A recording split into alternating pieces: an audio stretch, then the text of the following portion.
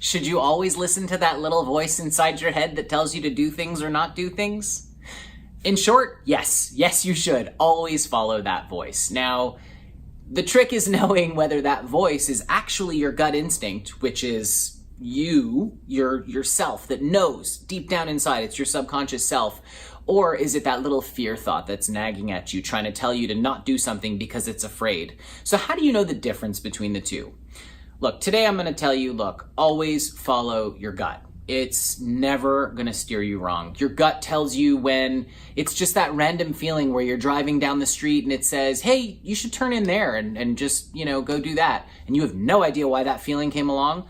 That's a gut feeling. You just need to go with it. Or if someone comes up to you and you just have this gut feeling like you're walking past them, you're like, I should talk to that person. Most people just ignore that. They're like, what is that? That's crazy. No.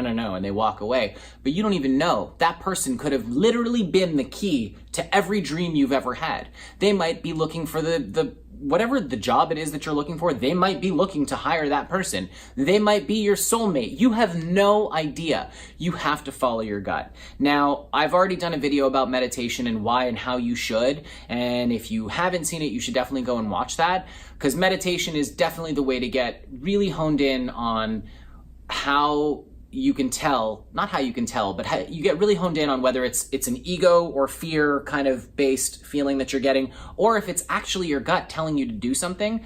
But in the end, nobody knows more than you what your gut is telling you, and you should always go with your gut. Every single time I've ignored my gut feeling, I've regretted it, because I've come out of it going, man, I should have listened to myself. And we've all had that feeling. We've all had it.